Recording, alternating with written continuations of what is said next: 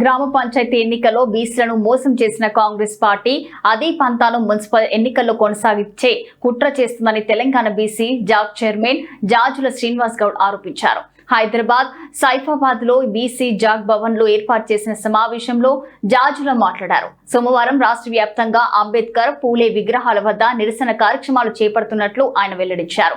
మంగళవారం కలిసి వచ్చే బీసీ సంఘాలను కొలుపుకొని సమావేశాలు నిర్వహించి భవిష్యత్ కార్యాచరణ ప్రకటిస్తామని తెలిపారు. ఇక అవసరమైతే రాష్ట్ర బంద్ కు పిలుపునిస్తామన్నారు. 11% ఉన్న ఓసీలకు 61% రిజర్వేషన్లు కల్పించడం అగ్రవర్గాల కుట్ర అని మండిపడ్డారు. ఇక కాంగ్రెస్ పార్టీ కామారెడ్డి డిక్లరేషన్ ను తుంగలో తొక్కారని విమర్శించారు. రిజర్వేషన్లు సరిదిద్దాలని డిమాండ్ చేశారు. లేని పక్షంలో పెద్ద ఎత్తున ఆందోళన కార్యక్రమాలు చేపడతామని జాజులు హెచ్చరించారు. కానీ ఇలా జరిగేది తెలంగాణ రాష్ట్రంలో మున్సిపల్ ఎన్నికలు నిర్వహించడం అంటే బీసీలను పచ్చి మోసం చేయడమే, బీసీలను తడిగుడ్డతో గొంతు కోయడమే. ఇలా ఎవరితోటి మాట్లాడి మున్సిపల్ ఎన్నికలు నిర్వహిస్తారు? ఏ బీసీ తోటి చర్చించి మీరు ఈ మున్సిపల్ ఎన్నికలు నిర్వహిస్తారు? మున్సిపల్ ఎన్నికలు నిర్వహిస్తే మన 42% రిజర్వేషన్లు ఎక్కడ?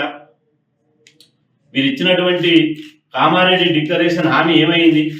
42% రిజర్వేషన్లు ఇంప్లిమెంట్ చేయకుండా ఇలా సంక్రాంతి పండుగను చూసుకొని సంక్రాంతి పండుగకు ఇలా ప్రభుత్వ కార్యాలయాలు లేవు, కోర్టులు లేవు, ఆ తర్వాత ఏమీ లేకుండా ఇలా అడాడిన దొంగచాటుగా దొడ్డిదారిన ఇలా మున్సిపల్ ఎన్నికల కోసం రిజర్వేషన్లు ఖరారు చేస్తూ ఇలా ఈరోజు మధ్యాహ్నం రిజర్వేషన్లు ఖరారు ఏ మున్సిపాలిటీ రిజర్వేషన్ ఖరారు